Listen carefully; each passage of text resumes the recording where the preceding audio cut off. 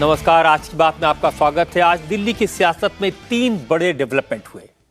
पहला, शराब घोटाले के केस में 6 महीने के बाद संजय सिंह को जमानत मिल गई। दूसरा, केजरीवाल के जेल जाने के बाद उनकी वाइफ सुनीता केजरीवाल ने इनडायरेक्टली पार्टी की कमान अपने हाथ में ले ली। सुनीता केजरीवाल आज आम आदमी पार्टी के 55 विधायकों से मिली। मीटिंग के बाद आम आदमी पार्टी के एमएलएज ने कहा कि केजरीवाल इस्तीफा नहीं देंगे, जेल से ही सरकार चलाएंगे।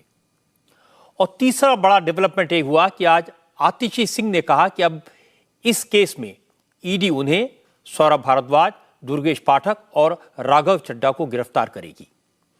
आतिशी ने आरोप लगाया कि उनके एक करीबी के जरिए बीजेपी ने मैसेज भिजवाया है कि वो या तो बीजेपी ज्वाइन कर लें या जेल जाने को तैयार रहें। असल में कल ईडी ने खुलासा किया था कि पूछताछ में अरविंद केजरीवाल ने कहा है कि विजय नायर उनको नहीं, सौरभ भारद्वाज और आतिशी को रिपोर्ट करता है। कुल मिलाकर शराब घोटाले की जंग कोर्ट से लेकर सियासत के मैदान तक हर मोर्चे पर लड़ी जा रही है। आज संजय सिंह को जमानत मिलने के बाद सवाल ये उठा कि अब मनीष सिसोदिया, सत्येंद्र जैन और अरविंद केजरीवाल को इसका फायदा मिल सकता है। क्या दूसरे नेताओं को भी जमानत मिल सकती है? आज कोर्ट में ईडी ने संजय सिंह की बेल का विरोध क्यों नहीं किया? संजय सिंह को जमानत मिलने के बाद अब बीजेपी के नेताओं का क्या कहना है और आम आदमी पार्टी का रिएक्शन क्या है? संजय सिंह जेल से कब तक बाहर आ पाएंगे? उनकी जमानत की कंडीशंस क्या क्या होंगी? जेल से बाहर आने के बाद संजय सिंह की भूमिका क्या होगी? इन सब सवालों पर चर्चा करेंगे आज की बात में। लेकिन पहले आपको बता देता हूं कि बेल मिलने के बाद संजय सिंह अब कहां हैं और आज कोर्ट में क्या क्या हुआ। संजय सिंह की जमानत की अर्जी पर आज सुप्रीम कोर्ट में बहुत ज्यादा बहस नहीं हुई, न ज्यादा आर्गुमेंट हुए। संजय सिंह की तरफ से अभिषेक मनु सिंघवी अपीयर हुए। उन्होंने कहा केस कुछ बयानों के आधार पर बनाया गया है, उन गवाहों के सभी बयान रिकॉर्ड पर नहीं लिए गए, न कोई सबूत है, न मनी ट्रेल है। इसके बाद भी संजय सिंह को 6 महीने से मनी लॉन्ड्रिंग के केस में जेल में रखा गया है। क्या यह न्याय है? असल में ईडी ने संजय सिंह को दिनेश अरोड़ा के बयानों के आधार पर आरोपी बनाया है। दिनेश अरोड़ा ने अपने बयान में कहा था कि संजय सिंह ने एक पार्टी में उससे बार और रेस्टोरेंट के मालिकों के लिए पैसा जमा कराने के लिए कहा था। उसने 32 लाख रुपए पार्टी फंड के तौर पर जमा करके मनीष सिसोदिया को दिए थे। दिनेश अरोड़ा का आरोप है कि वो एक बार अरविंद केजरीवाल के घर पर भी संजय सिंह से मिला था। उसी के बयान को बेस बनाकर ईडी ने संजय सिंह को पिछले साल 4 अक्टूबर को गिरफ्तार किया था और उन पर शराब घोटाले के 2 करोड़ रुपए लेने का इल्जाम लगाया गया था। हालांकि आज सुप्रीम कोर्ट में सुनवाई के दौरान कोर्ट ने बार बार ईडी के वकील एसवी राजू से पूछा कि आखिर वो संजय सिंह को अब भी जेल में क्यों रखना चाहते हैं। पिछले 6 महीनों में उन्होंने संजय सिंह के खिलाफ क्या सबूत जुटाए। लंच से पहले की सुनवाई के दौरान जस्टिस संजीव खन्ना और जस्टिस दीपंकर दत्ता और जस्टिस पीबी वराली की बेंच ने ईडी से कहा वो लंच के बाद अपना स्टैंड क्लियर करे, वरना वो डिटेल ऑर्डर लिखवाएंगे। लंच के बाद जब फिर सुनवाई शुरू हुई तो ईडी के वकील ने कहा वो संजय सिंह को जमानत देने का विरोध नहीं करेंगे और इसके बाद सुप्रीम कोर्ट ने संजय सिंह को जमानत दे दी। हालांकि कोर्ट ने अपने ऑर्डर में क्लियरली कहा है कि इस जमानत के मामले में केस के मेरिट पर विचार नहीं किया गया है, इसलिए यह फैसला दूसरे मामलों में जमानत का आधार नहीं बन सकता। लंच के पहले और लंच के बाद 2 कार्रवाई पूरी हुई। पहले लंच के पहले कोर्ट ने यह कहा कि भाई जैसा आर्गुमेंट चला है उस आधार पे संजय सिंह के खिलाफ कोई सबूत नहीं है, आप इस पे जो है इंस्ट्रक्शंस लेकर आइए और हमें बताइए कि आप क्या करना चाहते हैं, क्योंकि अगर हमने ऑर्डर में लिखा दिया कि इनके खिलाफ कोई केस नहीं बनता है तो आपके लिए ये नुकसानदेह हो सकता है। ईडी ने कहा कि जी हमें कोई ऑब्जेक्शन नहीं है और इनको बेल दे दी जाए, तो संजय सिंह को बेल दे दी गई है। संजय सिंह को माननीय सुप्रीम कोर्ट ने जमानत जो है दे दी है। हालांकि सुप्रीम कोर्ट ने संजय सिंह को जमानत दे दी है, उन्हें राजनीतिक गतिविधियों में हिस्सा लेने की छूट भी दी है, लेकिन जमानत की शर्तें लोअर कोर्ट यानी राउज एवेन्यू कोर्ट में तय होंगी। अब सुप्रीम कोर्ट के फैसले की कॉपी रॉज एवेन्यू कोर्ट में जाएगी, वहां शर्तें तय होंगी। इसके बाद संजय सिंह बेल बॉन्ड भरेंगे। इसके बाद कोर्ट का ऑर्डर तिहाड़ जेल भेजा जाएगा, तब जाकर संजय सिंह की रिहाई होगी। हो सकता है यह प्रोसेस कल शाम तक पूरा हो जाए। हालांकि संजय सिंह फिलहाल तिहाड़ जेल में नहीं है, उन्हें लिवर की कुछ प्रॉब्लम है, इसलिए उन्हें वसंत कुंज के ILBS हॉस्पिटल में रखा गया है।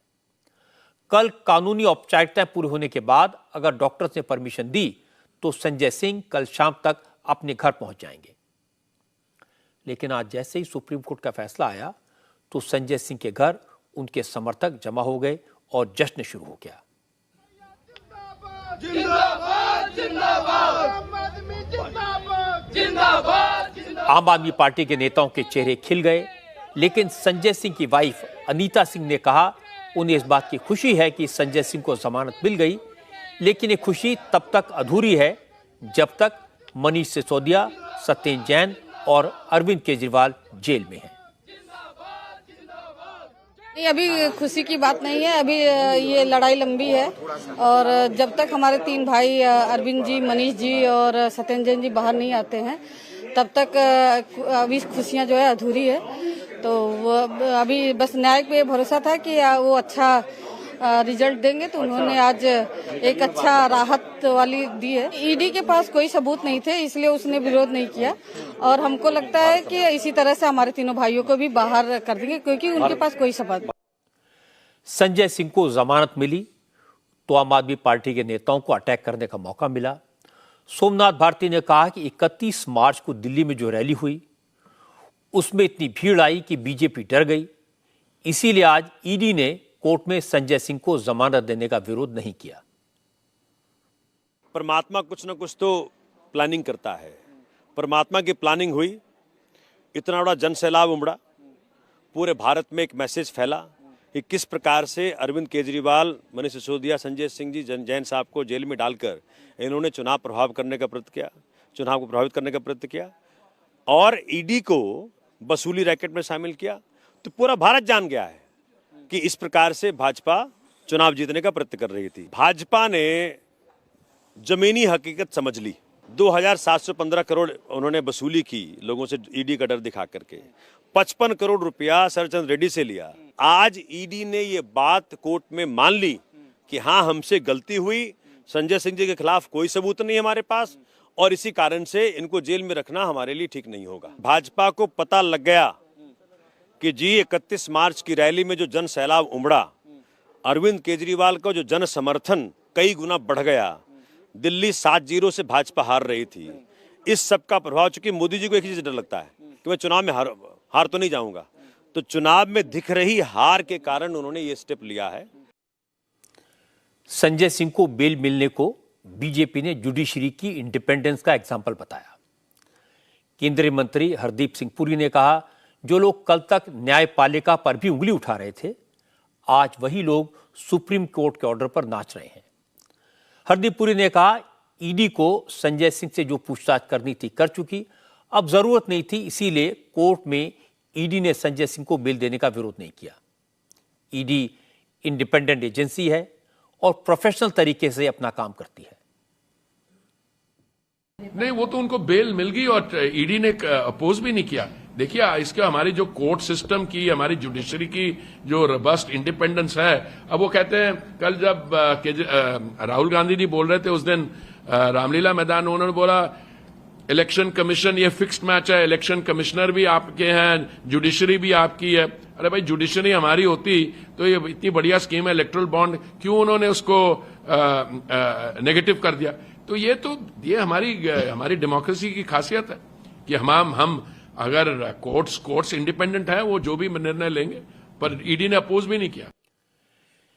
अब यहां नोट करने वाली बात यह है कि संजय सिंह को सुप्रीम कोर्ट ने जमानत दे दी है, लेकिन इसी शराब घोटाले के केस में गिरफ्तार मनीष सिसोदिया को बेल पिटीशन सुप्रीम कोर्ट ने खारिज कर दी थी।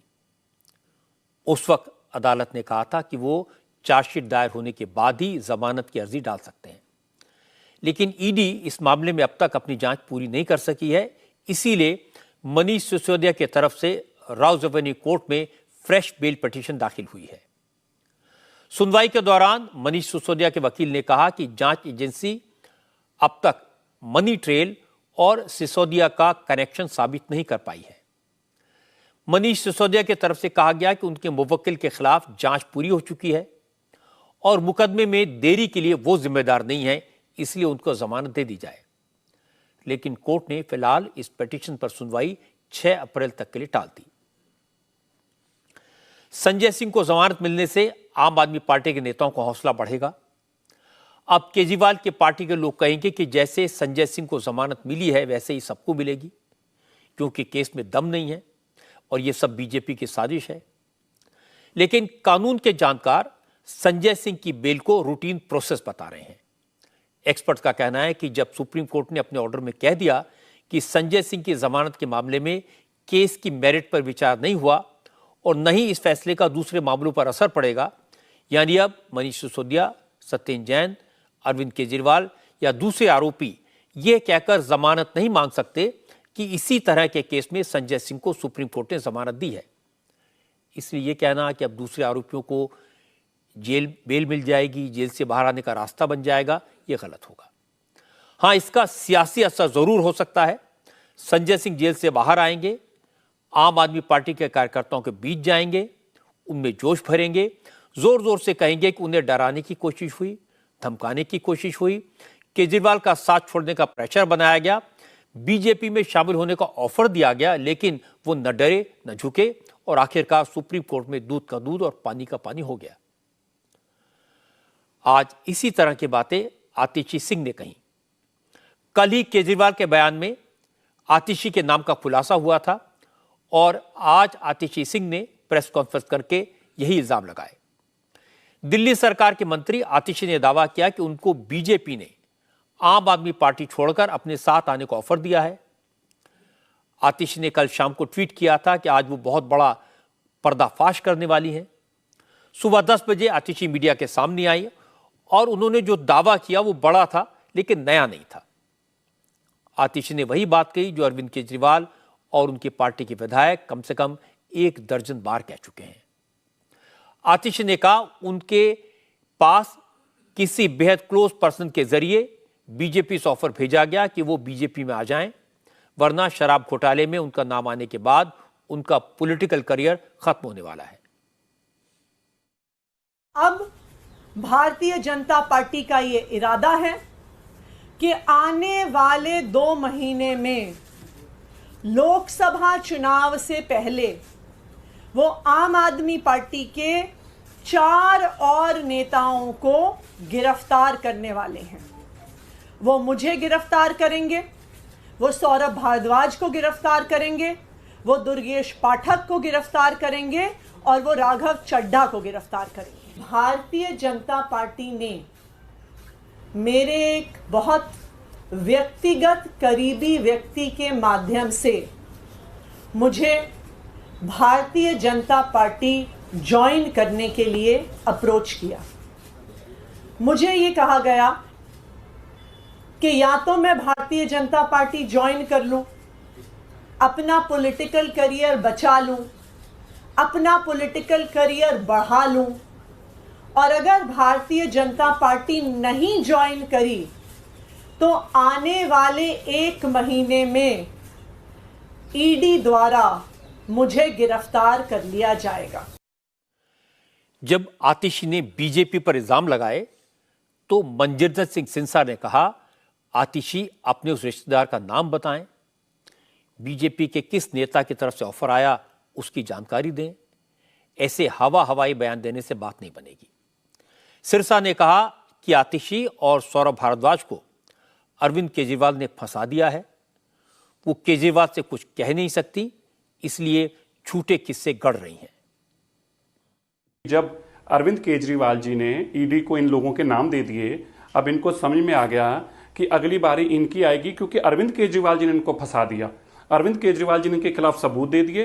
अरविंद केजरीवाल जी ने बता दिया कि विजय नायर, जो कि सारे शराब घोटाले का मुख्य अभियुक्त है, जो कि इसके अंदर सारा काम कर रहा था और सरकारी बंगले में रह रहा था, उसका नाम लेते हुए बता दिया कि वो आतिशी जी को और सौरभ जी को रिपोर्ट करता था। अब इनको समझ में आ गया कि सारे एविडेंस हमारे खिलाफ हैं और इस परिवार के लोगों का पैसे के लेन देन में भी इस फैमिली का, आतिशी जी के परिवार के लोगों का नाम था। भारद्वाज जी का नाम अरविंद जी ने दे दिया। तो अब आतिशी जी को समझ में आ गया कि हमें तो फंसा दिया है। अब कह रहे जी हमें मैसेज मिला है। आतिशी जी, वो मैसेज देने वाले का नाम बता दीजिए, उस रिश्तेदार का नाम बता दीजिए, उस रिश्तेदार को किसने कहा उसका नाम बता दीजिए, ताकि ईडी उसी को अरेस्ट कर ले जो आपके खिलाफ ऐसी बातें कर रहा, साजिशें रच रहा है। ये साजिश रचने वाला और कोई नहीं है, अरविंद केजरीवाल है। इसके बाद सौरभ भारद्वाज सामने आए। उन्होंने बीजेपी में शामिल होने की ऑफर की बात तो नहीं की, लेकिन इल्जाम बीजेपी पर ही लगाया। सौरभ भारद्वाज ने कहा, बीजेपी ने सोचा था कि केजरीवाल को अरेस्ट कराने के बाद आम आदमी पार्टी खत्म हो जाएगी, लेकिन ऐसा नहीं हुआ, इसलिए पार्टी के दूसरे नेताओं को टारगेट किया जा रहा है। डरा के, दबा के, जेल का डर दिखा के अंग्रेज हम पे शासन करते थे। आज भारतीय जनता पार्टी की केंद्र सरकार लगभग वैसे ही हो गई है कि लोगों को जो आवाज उठाए उनको डरा के, जेल भेज के, धमका के, बाह मरोड़ के शासन चलाना चाह रहे हैं। ये बात मैं ना भी कहूं, सारे देश की जनता जानती है कि आज सिर्फ डर है। लेकिन दिल्ली बीजेपी के प्रदेश अध्यक्ष वीरेंद्र सचदेवा ने कानूनी बात की। वीरेंद्र सचदेवा ने बताया कि आतिशी और सौरभ भारद्वाज ने बीजेपी पर जो इल्जाम लगाए हैं उनके सबूत दें, वरना बीजेपी उनके खिलाफ कानूनी कार्रवाई करेगी। इस बार भागने नहीं देंगे, या तो स्पष्टीकरण दें, नाम बताएं, साक्ष्य दिखाएं, नहीं तो माफी मांगे, नहीं तो कानूनी जंग के लिए तैयार। हम सीएम पद के पीछे नहीं पड़े। सौरभ भारद्वाज, आतिशी मार लेना, आप सब सीएम बनना चाहते थे। अरविंद केजरीवाल कल खेल कर गए, आप दोनों का नाम बता गए कि ये दोनों, विजय नैयर इनको रिपोर्ट करता था, और आपने उससे बड़ा काम किया। आतिशी ने, उन्होंने कहा कि हम तो जाएंगे, उन्होंने दुर्गेश और राघव का भी नाम ले लिया। तो मुझे लगता है ये लंबी कड़ी चलने वाली है, इनके आपस में सरफुटबॉल होगी, आप सब देखेंगे। असल में आम आदमी पार्टी के नेता कई बार कह चुके हैं कि उन्हें खरीदने की कोशिश हुई, उनसे बीजेपी ज्वाइन करने को कहा गया, धमकी दी गई। बार बार यही बात कहने से इसका असर अब खत्म हो गया है। अब ऐसी बातों पर कोई यकीन नहीं करता, क्योंकि आज तक ऐसे किसी इल्जाम का कोई पुख्ता सबूत सामने नहीं आया। किसी ने नहीं बताया कि आम आदमी पार्टी के किस नेता को किसने पैसे ऑफर किए, किसने डराया, किसने धमकाया। अगर वाकई में किसी ने आतिशी को ब्लैकमेल करने की कोशिश की है तो उन्हें पुलिस में शिकायत दर्ज करानी चाहिए, कोर्ट से इसकी जांच की मांग करनी चाहिए, ताकि सच सामने आए। बड़ी बात यह कि अरविंद केजरीवाल की गिरफ्तारी को आम आदमी पार्टी के नेता गैर कानूनी बता रहे हैं, लेकिन न केजरीवाल की तरफ से बेल पिटीशन फाइल की गई, न उन्हें 11 दिन ईडी के रिमांड में रहने के बाद 15 दिन की जुडिशियल कस्टडी में भेजने का विरोध किया गया। केजरीवाल तिहाड़ जेल के नंबर 2 वार्ड में तन्हाई बैरक में हैं। आज केजरीवाल ने अपनी फैमिली के साथ वीडियो कॉन्फ्रेंसिंग के जरिए बात की। उनकी सेहत बिल्कुल दुरुस्त है। जेल मैनुअल के मुताबिक पहले दिन केजरीवाल को कुछ बेसिक सामानों की किट दी गई। रात में वो अपने घर से आए बेड पर सोए थे, घर का ही खाना खाया था। इसकी परमिशन कोर्ट से मिल गई है। इसके अलावा केजरीवाल को दवाओं के साथ साथ डायबिटीज और ब्लड प्रेशर नापने की मशीनें रखने की परमिशन भी दी गई है। लेकिन आज सुबह केजरीवाल ने तिहाड़ की मेस में कैदियों के लिए बना नाश्ता किया, लंच भी किया। केजरीवाल को जेल में टेबल और कुर्सी भी दी गई है। पता यह लगा कि आज दिन भर केजरीवाल सिर्फ अपनी फैमिली से वीडियो के जरिए बात करने के लिए बैरक से बाहर आए थे, बाकी वक्त वो वार्ड में ही रहे। बड़ी बात यह कि अब केजरीवाल और आम आदमी पार्टी के नेताओं और कार्यकर्ताओं के बीच मैसेंजर का काम उनकी वाइफ सुनीता केजरीवाल करेंगी। आज आम आदमी पार्टी के 55 विधायकों ने सुनीता केजरीवाल से उनके घर जाकर मुलाकात की। विधायकों की मीटिंग मुख्यमंत्री आवास में हुई। इस मीटिंग में दिल्ली सरकार के सारे मिनिस्टर सौरभ भारद्वाज, आतिशी, कैलाश गहलोत, इमरान हुसैन, गोपाल राय और राजकुमार आनंद शामिल थे।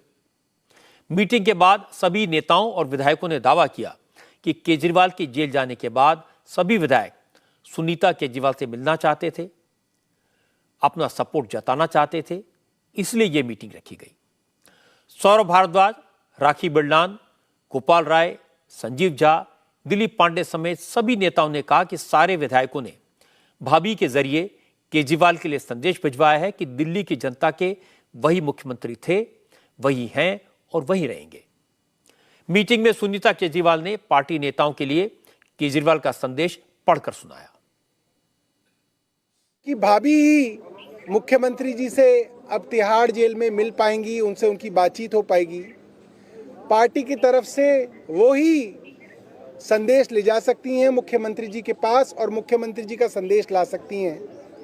तो उनको सभी विधायकों ने कहा कि जब आज आप मुख्यमंत्री जी से मिलें, आपकी वीडियो कॉन्फ्रेंसिंग पे बात हो, तो आप मुख्यमंत्री जी को ये संदेश सारे विधायक साथियों की तरफ से दीजिएगा कि अरविंद केजरीवाल जी दिल्ली के मुख्यमंत्री थे, अरविंद केजरीवाल जी दिल्ली के मुख्यमंत्री हैं और अरविंद केजरीवाल जी ही दिल्ली के मुख्यमंत्री रहेंगे।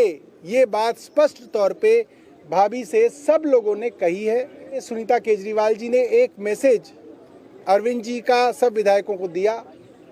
उन्होंने कहा अरविंद जी को बहुत गर्व है इस बात पे कि उनके जाने के बाद भी उनके विधायक साथियों ने, पार्षद साथियों ने, संगठन के लोगों ने मिलके इतनी बड़ी रामलीला मैदान में रैली का आयोजन किया। भारतीय जनता पार्टी को लग रहा है कि उस मुख्यमंत्री की कुर्सी पे उनको बिठा दें। हम उनको नहीं बिठाएंगे। ये छीका इनके भाग में नहीं फूटेगा। उनकी समस्या हम समझ सकते हैं, पेट में दर्द है, मगर ये पेट में दर्द अभी तो चलेगा। अब मैं आपको इसका दूसरा पक्ष सुनवाता हूं। बीजेपी ने सुनीता केजरीवाल और आम आदमी पार्टी के विधायकों की बैठक पर सवाल उठा दिए। मनोज तिवारी ने पूछा, आखिर सुनीता केजरीवाल ने किस हैसियत से आम आदमी पार्टी के विधायकों की मीटिंग ली? मनोज तिवारी ने कहा कि केजरीवाल का परिवार उनके सरकारी आवास को नहीं छोड़ना चाहता, इसीलिए सुनीता केजरीवाल को आगे करके सियासत की जा रही है। आज आम आदमी पार्टी के विधायकों के साथ मीडिया में खबरें आ रही है कि सुनीता केजरीवाल जी मिल रही हैं। What is your capacity? In which capacity you are sitting with आम आदमी पार्टी MLAs? क्या अधिकार है आपके पास सुनीता जी? हां, आप वो राजमहल नहीं छोड़ना चाहते हो। आपको बड़ा मोह हो गया है उस राजमहल से, उस शीश महल से, जो भी कहा जाता हो। तो अब पता चल गया कि जो अरविंद केजरीवाल कहने को तो भ्रष्टाचार के विरुद्ध होते थे, कहने को तो परिवारवाद के विरुद्ध होते थे, लेकिन वही अरविंद केजरीवाल आज भ्रष्टाचार में घुस करके उस दलदल में जेल चले गए और उनकी पत्नी को आगे करके ये परिवारवाद का एक बड़ा एग्जाम्पल सेट किया है दिल्ली में। एक तरफ सियासत की बातें हैं, दूसरी तरफ केजरीवाल ने अपनी गिरफ्तारी को हाईकोर्ट में चैलेंज किया है। इस मामले में ईडी ने आज हाईकोर्ट में अपना जवाब भी दाखिल कर दिया। ईडी के जवाब में क्या क्या कहा गया है, इसकी जानकारी हमारे संवाददाता अतुल भाटिया के पास है। अतुल, ईडी ने अपने जवाब में क्या क्या खुलासे किए, केजरीवाल की गिरफ्तारी का क्या बेसिस बताया?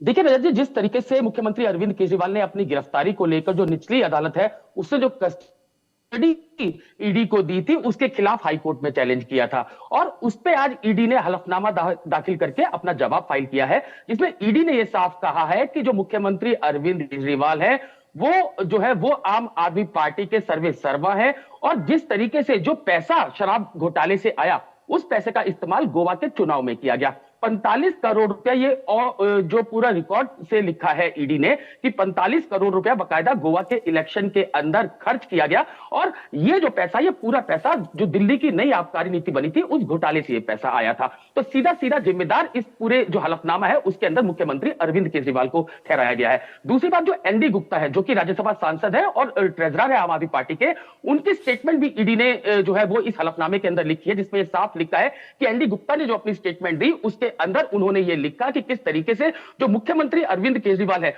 वही किसी भी जो राज्य है उसके प्रभारी को डिसाइड करते थे। और प्रभारी कौन था गोवा के अंदर? गोवा की जो प्रभारी है वो ईडी के पास इस बात के डॉक्यूमेंट्स है कि जिस समय गोवा के अंदर चुनाव हुआ, जो पैसा इस्तेमाल किया गया, उस समय प्रभारी जो है वो आतिशी सिंह थी। लेकिन आज जो हमें टॉप सोर्सेज है ईडी के, उन्होंने ये बताया कि अभी इस मामले के अंदर उन्हें कोई भी जल्दबाजी नहीं है आतिशी सिंह या सौरभ भारद्वाज को बुलाने की, जिस तरीके से लगातार आम आदमी पार्टी के लोग जो है दावा कर रहे हैं। आतिशी सिंह ने भी सुबह प्रेस कॉन्फ्रेंस की, उन्होंने बताया कि उनको सम्मन दे सकती है ईडी, लेकिन ईडी के जो टॉप सोर्सेज है उनका यह कहना है कि अभी आतिशी सिंह को पूछताछ के लिए नहीं तो बुलाया ये जा रहा है। बड़ी खबर आपने अतुल बताई है कि आतिशी को, सौरभ भारद्वाज को बुलाने का ईडी का फिलहाल कोई इरादा नहीं है, और आतिशी जो बात कह रही थी, सौरभ भारद्वाज वो बात कह रहे थे, उसमें कोई दम नहीं है। बहुत बहुत शुक्रिया आपका अतुल भाटिया।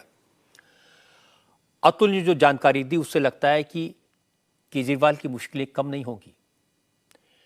ईडी का दावा है कि दिल्ली के शराब घोटाले की सबसे बड़ी बेनिफिशियरी आम आदमी पार्टी है, और आम आदमी पार्टी के कन्वीनर के तौर पर अरविंद केजरीवाल ने इस घोटाले में एक्टिव रोल प्ले किया।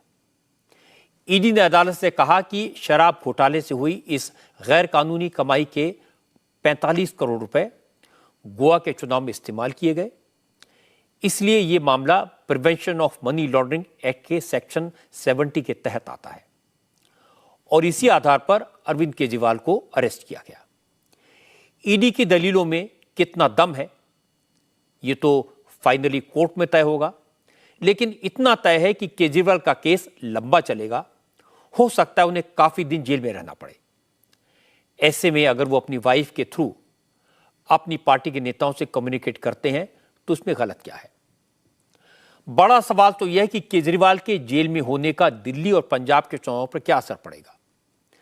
क्या केजरीवाल कैंपेन नहीं कर पाएंगे, इसका नुकसान होगा, या केजरीवाल को सिंपैथी मिलेगी और आम आदमी पार्टी को फायदा होगा? इन बातों का असेसमेंट करने में वक्त लगेगा।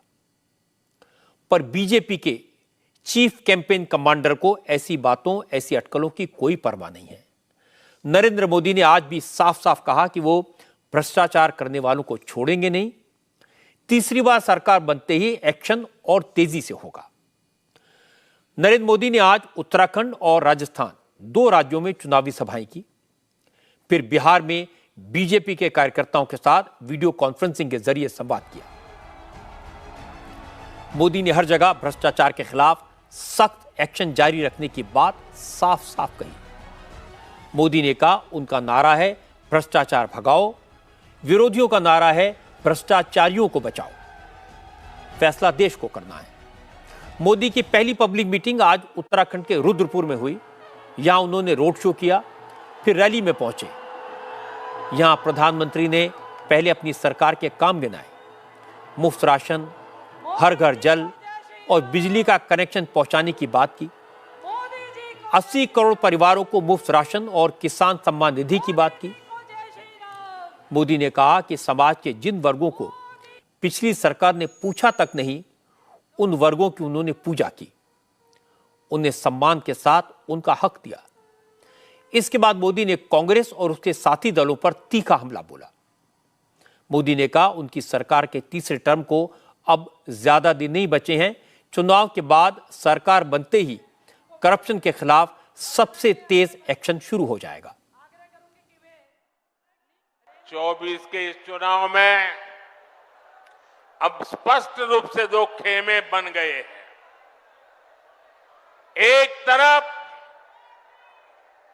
हम लोग ईमानदारी और पारदर्शिता जनता जनार्दन के सामने लेकर के आए हैं। दूसरी तरफ भ्रष्टाचारी, परिवारवादी, उनका जमावड़ा है। ये भ्रष्टाचारी मोदी को धमकी भी दे रहे हैं, दिन रात गाली भी दे रहे हैं। अब देखिए क्या खेल चल रहा है। हम हैं जो कह रहे हैं भ्रष्टाचार हटाओ, और वो कहते हैं भ्रष्टाचारी बचाओ। भ्रष्टाचारी जेल जाने चाहिए कि नहीं जाने चाहिए? भ्रष्टाचारियों को सजा होनी चाहिए कि नहीं होनी चाहिए? ये देश की आवाज है और मोदी आपकी हर आवाज को सुनता है। तीसरे टर्म में भ्रष्टाचार पर और तेज प्रहार होगा, ये मैं आपको गारंटी देने आया हूं। आज मोदी ने इस कैंपेन के दौरान पहली बार राहुल गांधी पर डायरेक्ट अटैक किया। मोदी ने राहुल गांधी का नाम लिए बगैर कहा, शाही परिवार के शहजादे लोगों को भड़काने की कोशिश कर रहे हैं, देश में आग लगाने की बातें कर रहे हैं, कह रहे हैं कि बीजेपी के जीतने से देश में आग लग जाएगी। मोदी ने कहा कि कांग्रेस का चरित्र लोकतंत्र विरोधी है, इन लोगों को लोकतंत्र में यकीन नहीं है, ऐसे लोगों को इस चुनाव में चुन चुनकर साफ कर देना चाहिए।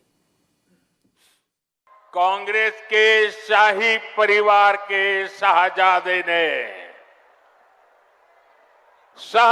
ने ऐलान किया है कि अगर देश ने तीसरी बार बीजेपी सरकार को चुनी, आग लग जाएगी। 60 साल तक देश पर राज करने वाले 10 साल सत्ता से बाहर क्या रह गए? अब देश में आग लगाने की बात कर रहे हैं। क्या ये आग लगाने की बात आपको मंजूर है? क्या इस देश को आग लगाने देंगे? क्या आग लगाने की ये भाषा उचित है? क्या ये आग लगाने वाली भाषा लोकतंत्र की भाषा है? ऐसे लोगों को सजा करोगे? पक्की सजा करोगे? चुन चुन करके साफ कर दो। इस बार इनको मैदान में मत रहने दो भाइयों। इमरजेंसी की मानसिकता वाली कांग्रेस का भरोसा अब लोकतंत्र पर नहीं बचा है, इसलिए वो अब जनादेश के विरुद्ध लोगों को भड़काने में जुट गई है। इसके बाद नरेंद्र मोदी राजस्थान पहुंचे। राजस्थान के कोटपुतली में मोदी की पब्लिक मीटिंग हुई। यहां भी जबरदस्त भीड़ थी। मोदी ने एक बार फिर राहुल गांधी पर निशाना साधा। मोदी ने कहा, कांग्रेस के बड़े नेता लोगों को धमकाने की, डराने की कोशिश कर रहे हैं, लेकिन उससे कोई फर्क नहीं पड़ेगा। ये पहला ऐसा चुनाव है जिसमें कांग्रेस पार्टी के बड़े नेता खुद के चुनाव जीतने की बात नहीं कर रहे हैं। वो जीतेंगे कि नहीं जीतेंगे इस पर मौन रहते हैं, लेकिन वो देश को धमकी दे रहे हैं कि अगर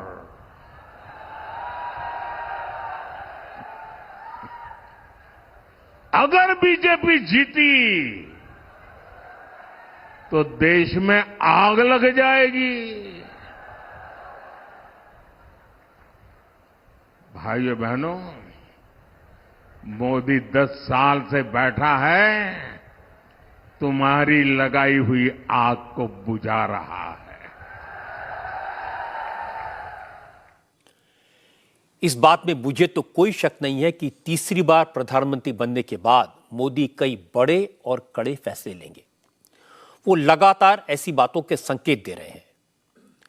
थोड़े दिन पहले एक बिजनेस समिट में उन्होंने उद्योगपतियों से कहा था कि चुनाव की वजह से काम रुका हुआ है, लेकिन सरकार बनते ही एक बड़ा फैसला होगा जिस पर वो कई महीनों से काम कर रहे हैं।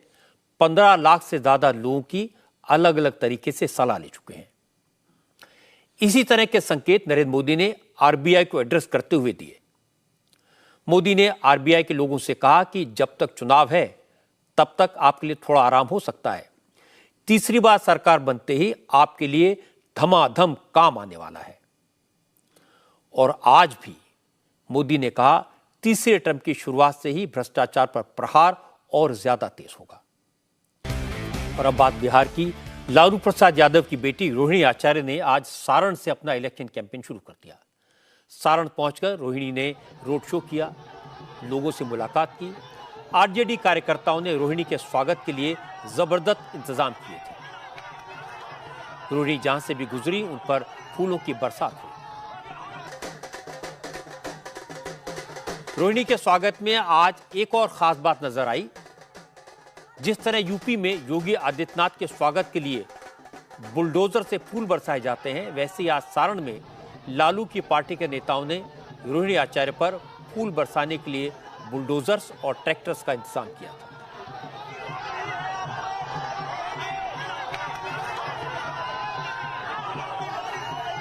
सारण में रोहिणी का मुकाबला सारण से लगातार 2 बार चुनाव जीत चुके, राबड़ी देवी को सारण में मात दे चुके पूर्व केंद्रीय मंत्री राजीव प्रताप रूडी से है। लेकिन आज रोहिणी ने कहा पहले क्या हुआ वो नहीं जानती, लेकिन इस बार उनकी जीत पक्की है। रोहिणी ने कहा कि सारण लालू यादव का घर है, वो यहाँ के लोगों की सेवा करने के लिए आई हैं। उन्होंने अपने पिता की जान बचाने के लिए किडनी दे दी थी, लेकिन सारण की जनता के लिए वो अपनी जान भी दे सकती है। ये सारण की जनता का प्यार है अपनी बेटी अपनी बहन के लिए। ऐसा प्यार मेरे पिताजी को, मेरे भाई को, मेरी माता को मिलता था, वही प्यार और आशीर्वाद आज मुझे मिल रहा है। मैं बहुत खुश हूँ। इनका ऋण मैं चुका नहीं सकती, लेकिन मैं मरने दम तक सारण की जनता, सारण की माता बहनों का सेवा करती रहूंगी। अपने पिताजी को मैंने अपनी एक किडनी दी, लेकिन सारण की जनता और बिहार की जनता को के लिए मेरा जान निछावर है और मैं आजीवन इनकी सेवा करना चाहती हूँ। रोहिणी आचार्य लालू यादव की बेटी हैं, पिता को किडनी दी है। लालू यादव का छपरा और सारण से पुराना नाता है। आरजेडी इन्हीं इमोशनल इश्यूज के सहारे चुनाव लड़ने की कोशिश कर रही है। लेकिन बीजेपी के नेता अब ये कह रहे हैं कि रोहिणी तो सिंगापुर में रहती हैं, चुनाव के वक्त आई हैं, फिर चली जाएंगी। बीजेपी के नेता इस मुद्दे को उठा रहे हैं कि लालू ने बेटी को चुनाव मैदान में उतार दिया, अच्छी बात है, बेटी का सम्मान होना चाहिए, लेकिन लालू की बड़ी बहू भी सारण की हैं, क्या बहू का सम्मान बेटी से कम होता है? बिहार के deputy chief minister Vijay Sinha ने कहा अब सारण की जनता ये तय करे उन्हें किसे चुनना है। एक तरफ राजीव प्रताप रूडी है जो सारण में रहकर जनता के लिए काम कर रहे हैं, या फिर सिंगापुर में रहने वाली रोहिणी आचार्य। बिहार की बेटी का सम्मान नहीं, और जो बेटी दूसरे जगह बहू बन गई, सिंगापुर चली गई, वो सिंगापुर से बिहार में उम्मीदवार बनने जा रहे हैं, तो बिहार की जनता तय करेगी कि जो सही में बिहारी है और बिहार के प्रति सजग है, बिहार के प्रति समर्पित है, उसके साथ चले, या बिहारी सिंगापुर में जाकर के सिंगापुर की सेवा करे। ये निर्णय बिहार की जनता लेगी। सम्राट चौधरी ने सीधे सीधे लालू के परिवारवाद पर हमला किया। सम्राट चौधरी ने कहा लालू यादव ने अपने 2 बेटों और 2 बेटियों को तो पहले ही राजनीति में उतार दिया है, अब ये बता दें कि बची हुई 5 बेटियों को कब राजनीति में उतारेंगे। देखिए, लालू जी का परिचय ही है परिवारवाद। हम लोग ये चिंतित हैं कि लालू जी ने 2 बेटा 2 बेटी को तो उतार दिया, हमारी 5 बहनें बच गई है, उनको कब उतारते हैं ये तो बताएं। हालांकि सम्राट चौधरी को भी उनके पिता ने ही अपनी विरासत में राजनीति में उतारा था, वो ये बताना भूल गए। सारण में दिन भर प्रचार के बाद रोहिणी आचार्य ने लालू वाला अंदाज भी दिखाया। उन्होंने विजय सिन्हा के बाहरी वाले आरोप का जवाब भी दिया और सम्राट चौधरी के परिवारवाद के आरोप का भी जवाब दिया। नीतीश पर भी निशाना साधा और प्रधानमंत्री मोदी पर भी हमला किया। रोहिणी ने कहा बिहार की सेवा करने का मन तो बहुत पहले बना लिया था, लेकिन परिवार की जिम्मेदारियों में फंसी थी, अब परिवार की जिम्मेदारी से मुक्त हैं, इसीलिए सारण की सेवा के लिए आई है।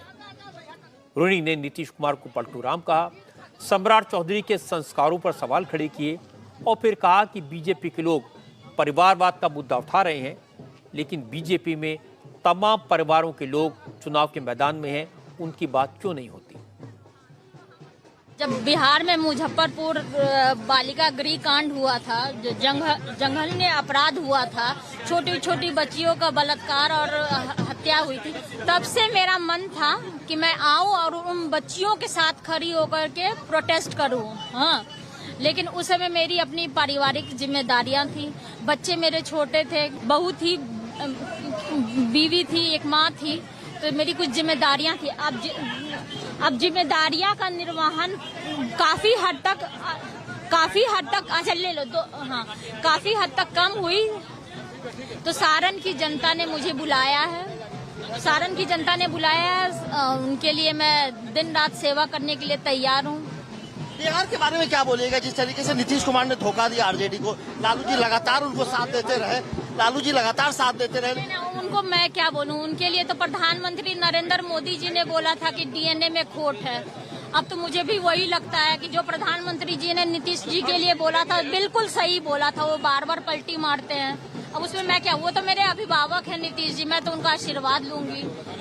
सम्राट चौधरी ने जिस तरीके से अभद्र टिप्पणी किया, देखिए ना, वो जैसे हैं मैं वैसा हो नहीं सकती, वो जैसा बोल सकते हैं मैं वैसा बोल नहीं सकती। हम लोग संस्कारी लोग हैं, हम लोग मर्यादा में रहने वाले, हम लोग रिश्ते में बंधन में बंधे हुए हैं। जैसी जिनकी मानसिकता होगी, जैसा जिनका परवरिश होगा, वैसा ही मत करो, हाँ वैसा ही वो लोग बोलेंगे। नरेंद्र मोदी जी को प्रणाम। हाँ, नरेंद्र मोदी जी, आप भारत के प्रधानमंत्री है, जरा आंख का चश्मा हटा के अपने आसपास ऊपर नीचे सब जगह देख लीजिए, आप किन के बीच में घिरे हुए हैं। तो परिवारवाद का तो आप बात मत बोलिए, नहीं तो इतना लंबा लिस्ट है भाजपा का परिवारवाद और एनडीए का परिवारवाद, उसका तो मतलब कि अंत ही नहीं है। लेकिन रोहिणी आचार्य के खिलाफ बीजेपी के उम्मीदवार राजीव प्रताप रूडी ने अपनी प्रतिद्वंदी के बारे में कोई कड़वी बात नहीं कही। रूडी ने कहा कि रोहिणी बेटी हैं, उनका स्वागत है। रूडी ने कहा उनकी रोहिणी से कोई लड़ाई नहीं है, वो तो लालू की विचारधारा से लड़ रहे हैं। मेरे कोई नया अनुभव नहीं, और लालू जी जब मुख्यमंत्री थे तो उनके खिलाफ हम यहाँ चुनाव लड़के जीत चुके हैं, लालू जी के खिलाफ हम चुनाव लड़ चुके हैं, और उसके बाद भी राबड़ी जी के खिलाफ हम चुनाव लड़के जीत चुके हैं, उनके समधी के खिलाफ जीत चुके हैं। तो कोई मेरे लिए बहुत बड़ा अनुभव नहीं है कि उनके परिवार से मैं पिछले 30 साल से चुनावी जंग में हमेशा रहा हूँ। लेकिन एक विषय ज़रूर है कि मुझे लगता है कि थोड़ा राजनीतिक रूप से अफसोस भी होता है, चाहे कोई भी राजनीतिक दल हो, कि क्या इतनी बड़ी राजनीतिक पार्टी में अपने परिवार के बाहर छपड़ा में लड़ने वाला कोई कैंडिडेट नहीं है क्या? वो बेटी है, उस पर मैं कोई टिप्पणी नहीं करूँगा। और वो कोई वो लालू जी के प्रतिनिधि के रूप में वहाँ आना चाहती हैं, और मुझे लगता है कि मेरी लड़ाई लालू जी, उनके सिद्धांत, उनके वर्किंग, उनके पिछला कार्यकाल, उसके खिलाफ है। तो मेरे लिए कैंडिडेट कौन होता है वो प्रासंगिक नहीं है। हाँ, लालू यादव जी, उनका कार्यकाल, उनकी पृष्ठभूमि और जिस प्रकार से वो राज्य के बारे में सोचते रहे हैं, जो उनका राजनीतिक इतिहास, वो मेरे लिए एक सैद्धांतिक संघर्ष का विषय है। जीत जनता कराती है, और पिछला इतिहास है जिसमें मैं जीत चुका हूँ, और ये ईश्वर के ऊपर निर्भर करता है, लोग के ऊपर, जनता के ऊपर। इसलिए मैं इस पर कोई रुआब नहीं दिखाना चाहूँगा कि मैं बहुत आश्वस्त हूँ। मैं भारतीय जनता पार्टी एनडीए का प्रत्याशी हूँ। देश के प्रधानमंत्री ने मुझे फिर से एक बार मौका दिया है, और एक बात सब लोग कहते हैं कि अगर दिल्ली में मोदी की गारंटी है तो छपड़ा में रूडी की गारंटी है। चाहे किसी को अच्छा लगे या बुरा, रोहिणी का अपने पिता के लिए किडनी डोनेट करना, सिंगापुर में लालू यादव का इलाज करवाना, अपने माता पिता को भगवान का रूप कहना, ये सब ऐसी बातें हैं जो लोगों को अच्छी लगती हैं। इसके लिए लोग रोहिणी की तारीफ करते हैं, और चुनाव में ऐसी बातों का थोड़ा बहुत फायदा जरूर होता है। और लालू भी अपनी बेटी के लिए पूरी जान लगा देंगे, ये दिखाई दे रहा है। दूसरी तरफ राजीव प्रताप रूडी भी कोई कमजोर उम्मीदवार नहीं है। वो लोगों को बार बार यही कहेंगे कि वो तो सारण के हैं, वो लालू यादव को हरा चुके हैं, वो राबड़ी देवी को हरा चुके हैं। और अच्छी बात यह कि उन्होंने रोहिणी के बारे में, अपनी प्रतिद्वंदी के बारे में कोई कड़वी बात नहीं कही। लेकिन इन सब से ऊपर और बड़ी बात यह कि इस बार चुनाव में कैंडिडेट कौन है इसका फर्क नहीं पड़ता, क्योंकि मुकाबला मोदी से है। हर कॉन्स्टिट्यूंसी में लोग मोदी के काम पर, मोदी के नाम पर वोट देंगे, जिसका फायदा बीजेपी के हर उम्मीदवार को होगा। बिहार में आज कांग्रेस के नेता भी थोड़े जोश में दिखाई दिए, क्योंकि आज बीजेपी के मौजूदा सांसद अजय निषाद ने बीजेपी छोड़कर कांग्रेस ज्वाइन कर ली। बिहार में कांग्रेस ने आज 3 सीटों पर अपने उम्मीदवारों का ऐलान भी किया। किशनगंज सीट से सिटिंग एमपी मोहम्मद जावेद को फिर से उम्मीदवार बनाया गया है। 2019 के लोकसभा चुनाव में मोदी लहर में भी बिहार से विपक्ष की तरफ से चुनाव जीतने वाले मोहम्मद जावेद अकेले उम्मीदवार थे। कटिहार से कांग्रेस के सीनियर नेता तारिक अनवर को टिकट दिया गया है, जबकि भागलपुर सीट से मौजूदा विधायक अजीत शर्मा को कांग्रेस ने उम्मीदवार बनाया है। बिहार में कांग्रेस 9 सीटों पर चुनाव लड़ेगी। अभी 6 सीटों पर उम्मीदवारों का ऐलान होना बाकी है, लेकिन इनमें से मुजफ्फरपुर सीट से अजय निषाद का चुनाव लड़ना लगभग तय है। ये वो उम्मीदवार हैं जिनका टिकट बीजेपी ने काट दिया था। आज उन्होंने पाला बदल लिया, कांग्रेस ज्वाइन कर ली। अजय निषाद 2014 और 2019 का लोकसभा चुनाव बीजेपी के टिकट पर जीते थे। अब पूरी संभावना है कि अजय निषाद इस बार कांग्रेस के उम्मीदवार होंगे। आज दिल्ली में अजय निषाद को अखिलेश प्रताप सिंह, पवन खेड़ा और बिहार के इंचार्ज मोहन प्रकाश की मौजूदगी में कांग्रेस की मेंबरशिप दी गई। अजय निषाद मुजफ्फरपुर से 4 बार सांसद रहे कैप्टन जय नारायण निषाद के बेटे हैं। बिहार कांग्रेस के अध्यक्ष अखिलेश प्रताप सिंह ने कहा, अजय निषाद के आने से बिहार में कांग्रेस मजबूत होगी, अति पिछड़ा वर्ग के लोग पार्टी के साथ जुड़ेंगे। हालांकि कांग्रेस नेता दावा करते रहे थे कि अजय निषाद बिना शर्त कांग्रेस में शामिल हुए हैं, लेकिन निषाद ने साफ साफ बात की। उन्होंने कहा, बीजेपी ने उनके साथ धोखा किया, बिना बताए उनका टिकट काट दिया। अब वो चुनाव जीतकर बीजेपी को अपनी ताकत का एहसास कराने के लिए कांग्रेस में शामिल हुए हैं। किसी को फांसी की भी सजा होती है तो उसकी आखिरी इच्छा पूछी जाती है। सर, मेरा आप टिकट काट रहे हैं, आपने मुझे एक बार पूछा भी नहीं, सीधा सीधा मैंने अखबार टीवी में देखा कि मेरा टिकट कट गया, तो कहीं से निश्चित नहीं है। सर, मैंने पूछा था तो उन्होंने एक लाइन में जवाब दिया कि आपका सर्वे रिपोर्ट गलत था। तो मैंने बताया कि मैं 4,10,000 वोट से चुनाव जीता हूँ। तो उन्होंने कहा कि आपका वोट तो है नहीं, सब ऊपर वाले का वोट है। तो मुझे भी किसी का अहंकार तोड़ना है और अपना खोया हुआ सम्मान हमको वापस पाना है। चुनाव के वक्त पार्टी बदलना कोई बड़ी बात नहीं है।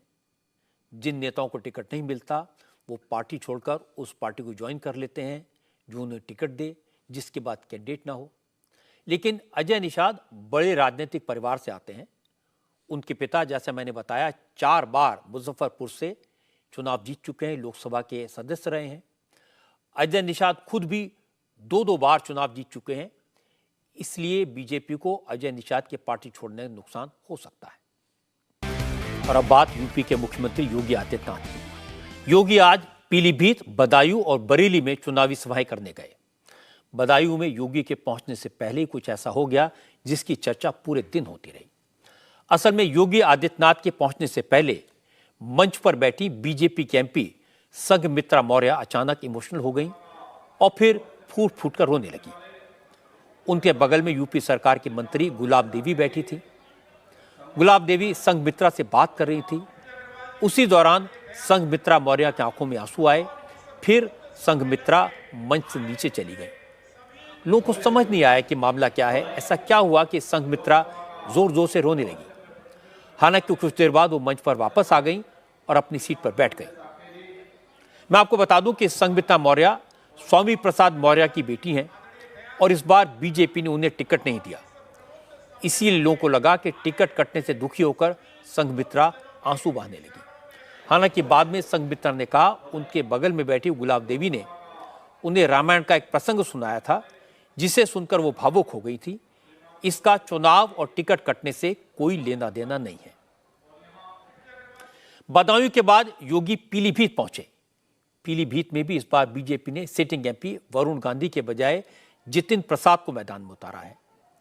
योगी ने पीलीभीत के लोगों से पहले तो जितिन प्रसाद का साथ देने की अपील की और इसके बाद योगी ने कहा यह चुनाव माफिया राज और कानून के राज के बीच हो रहा है। इस चुनाव में करप्शन और जीरो टॉलरेंस के बीच मुकाबला है।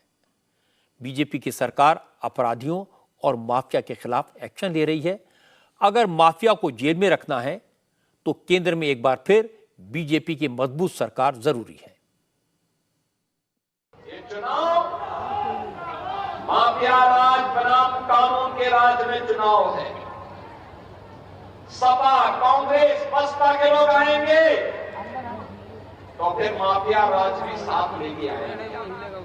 और भारतीय जनता पार्टी कानून के राज में विश्वास करती है, कानून के राज को स्थापित करने में विश्वास करती है और उसको प्रभावी ढंग से लागू करती है। ये चुनाव भ्रष्टाचार बनाम जीरो टॉलरेंस पर चुनाव हो रहा है। भ्रष्टाचारी गरीब का ऐसे हड़पते रहेंगे, गरीब का हिस्सा ऐसे हड़पते रहेंगे कि और भ्रष्टाचारियों के स्थान जेल में होनी चाहिए। यह तय करने के लिए इस प्रकार की दृढ़ इच्छा शक्ति की सरकार चाहिए और यह कार्य भारतीय जनता पार्टी के नेतृत्व में ही होगा। यह चुनाव तुष्टीकरण बनाम सबका साथ और सबके विकास का चुनाव होगा। और भाइयों बहनों, ये चुनाव स्वार्थ के परिवार और मोदी के परिवार के बीच भी है। मोदी का परिवार 140 करोड़ का भारत मोदी जी का परिवार है। योगी आजकल पूरे फॉर्म में हैं, जोर शोर से कैंपेन कर रहे हैं। दूसरी तरफ अखिलेश यादव अभी तक टिकट के बंटवारे में उलझे हुए हैं। उन्हें बार बार उम्मीदवार बदलने पड़ रहे हैं। अखिलेश यादव अब तक 6 सीटों पर कैंडिडेट बदल चुके हैं। मुरादाबाद के बाद आज मेरठ में भी उम्मीदवार बदल गया। मेरठ से अखिलेश यादव ने भानु प्रताप सिंह का टिकट दिया था, वो काटकर अतुल प्रधान को उम्मीदवार बनाया। पता चला कि अखिलेश यादव अब बागपत का उम्मीदवार भी बदलने जा रहे हैं। समाजवादी पार्टी ने अभी बागपत से मनोज चौधरी को टिकट दिया है, लेकिन अब उनकी जगह अमरपाल शर्मा को उम्मीदवार बनाया जा सकता है। इससे पहले समाजवादी पार्टी ने गौतम बुद्ध नगर और बदायूं में भी कैंडिडेट बदले हैं। इसे लेकर जब अखिलेश से सवाल पूछे गए तो उन्होंने कहा, चुनाव में तो ऐसा होता रहता है, बीजेपी वालों से जाकर पूछो उन्होंने कितने उम्मीदवार बदले। कहा एक तो बदले जाते हैं और भारतीय जनता पार्टी अनाउंस नहीं कर पा रही। उनके जो प्रत्याशी हैं वो जनता दौड़ाई जा रही है, कुछ अपने वापस कर रहे हैं। सोचो गुजरात में जिन्हें टिकट दी गई टिकट वापस कर दी। मणिपुर में इन्हें प्रत्याशी नहीं मिल रहे, ढूंढे। नॉर्थ ईस्ट में प्रत्याशी नहीं मिल रहे, ढूंढे। लद्दाख जा नहीं सकती बीजेपी। सोचिए, जो दुनिया की सबसे बड़ी पार्टी अपने आप को कहते हैं, वो दक्षिण भारत में कहाँ प्रत्याशी इनके पास, नॉर्थ ईस्ट में कहाँ है प्रत्याशी इनके पास, लद्दाख में और इस इलाके में पूरा इनके खिलाफ खड़े लोग हैं। समाजवादी पार्टी ने अब तक कन्नौज से उम्मीदवार के नाम का ऐलान नहीं किया है, लेकिन आज पत्रकारों ने पूछा तो अखिलेश ने इशारों में कह दिया कि कन्नौज से वो खुद भी चुनाव लड़ सकते हैं।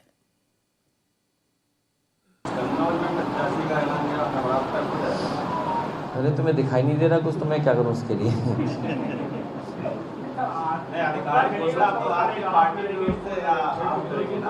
इस बार रिकॉर्ड मतों से कन्नौज में जीत होने जा रही है। देखो क्या बताऊं, कितनों की आई साइट चेक करूं। क्यों सस्पेंस रखा है भाई, हर काम अच्छे दिनों में होना चाहिए। अखिलेश यादव की 2 बातें नोट करने वाली हैं। एक तो वो जवाब देने में तेज हैं, ऐसी बातें कहते हैं जो सुनने वालों को अच्छी लगती हैं, मजा आता है, और जब कैंपेन करते हैं तो इसका फायदा होता है। दूसरी बात यह कि अखिलेश में गजब का कॉन्फिडेंस है। वो यूपी में पिछले 4 इलेक्शन हार चुके हैं, लेकिन अब भी जीत का दावा बड़े विश्वास के साथ करते हैं। लेकिन इस बार लगता है उन्होंने अपने उम्मीदवार चुनने में ज्यादा मेहनत नहीं की। कम से कम 6 सीटें ऐसी हैं जहां उन्हें उम्मीदवार बदलने पड़े, और चर्चा है कि अब 1-2 और सीटों पर उम्मीदवार बदलेंगे। असल में जब एक जगह भी उम्मीदवार बदलता है तो बाकी जगहों पर लोग इसकी उम्मीद करने लगते हैं, बगावत करते हैं, और ऐसी बातों का किसी भी पार्टी को नुकसान होता है।